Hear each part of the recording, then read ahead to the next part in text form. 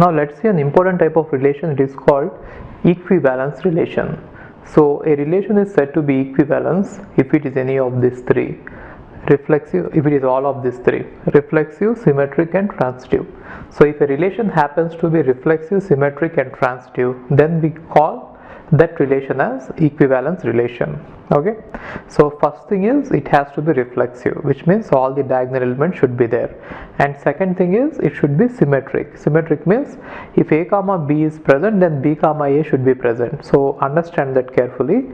If a comma b is present, if a comma b is not present, then of course it is going to be symmetric, which means if you don't have any elements of type a comma b 1 comma 2, then you need not verify it at all. Only when it is present a comma b, then only verify for b comma a. If it is not present, then it fails.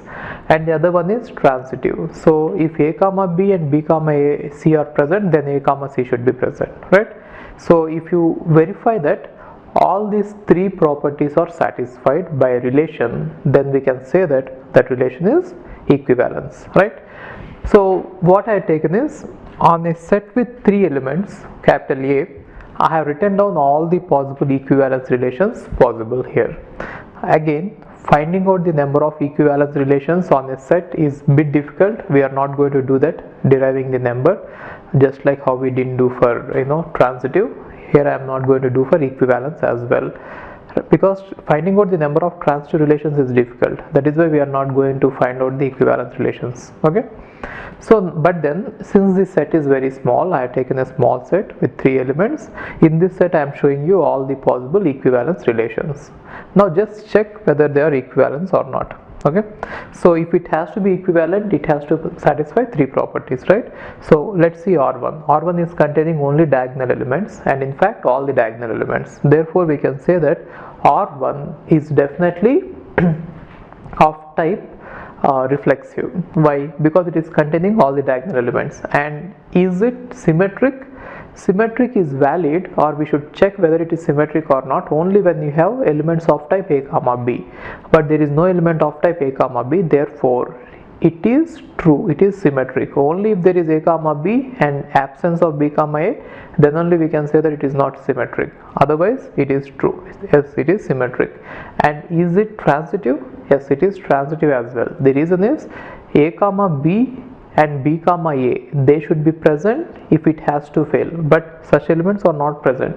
Therefore this is the smallest relation which is equivalent. So it is equivalence relation. So how did I say this? Because it is reflexive, symmetric and transitive. So it is the smallest relation which is satisfying all the properties. Got it? So on any set, the smallest relation which is going to be equivalence is going to contain n elements. Okay, n elements.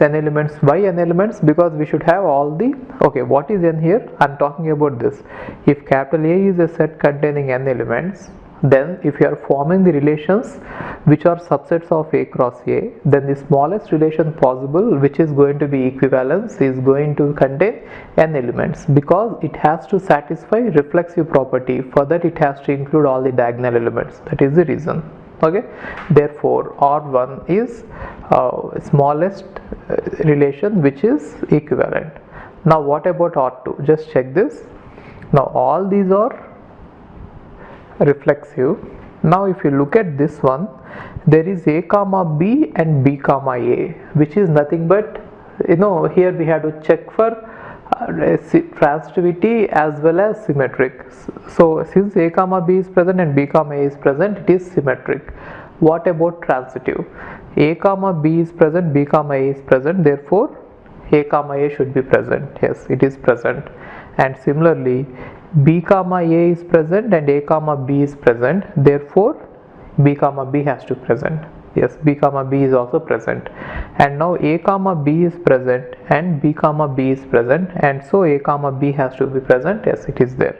And then b comma a is present and a comma a is present, and so b comma a has to be present, is present. Therefore this is satisfying all the three properties: reflexive, symmetric and then transitive. Therefore it is equivalent. Similarly, on the same grounds you can prove that this is also equivalence. This is also equivalence. Now What about R5? R5 is A cross A. If you include a set of all if you take A cross A is going to be equivalence, because it is going to be symmetric, it is going to be reflexive, as well as it is going to be transitive, because it contains everything. That is the reason. Got it? Therefore, we can say that this is the largest set which is equivalent.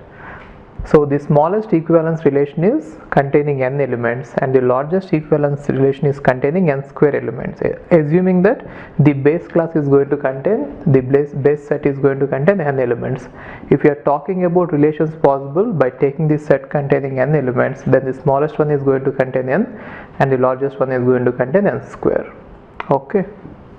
Hi, if you are planning to do masters, then doing masters abroad is better than doing masters in India. I'll give you all the reasons. So, first reason is, out of 1 lakh students who take GATE every year, there are only 500 seats in old IITs. So all the IITs put together have an acceptance rate of 0.5%, and IITs, universities better than IITs, they have very good acceptance rate like 30%, 40%, but all the IITs put together have an acceptance rate of 0.5%. And if you are working hard to get into IIT Bombay's ranking is 177 and IIT Roorkey's ranking is 400. If you are happy to get into IIT Roorkey, then getting into universities better than IIT Roorkey is easier compared to getting into IIT Roorkey. And looking at the salaries for computer science, for software jobs, if you have done your masters in computer science in US, the salaries are ranging from 80 lakhs per year to 1.2 crore per year. So even if you take an average of 1 crore per year, your savings will be much higher than the salaries in India.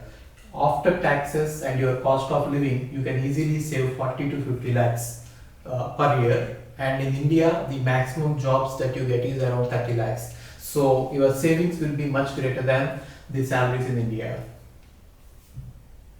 And these are all the services that we provide. University shortlisting. So depending on your profile, we will shortlist what are the universities that you have to apply, and statement of purpose building, and then LOR guidance, and GRE and English test assistance, and education loan assistance. So you don't have to have any collateral, which means without any security, now you can get education loan. Getting education loan is very simple these days, and whatever the amount of fee that you have a range of universities. You can apply for 10 lakh universities, 20 lakh universities, or 50 lakh universities, but whatever it is, you are going to get complete education loan, and you can pay off your education loan in 1 year after you get a job.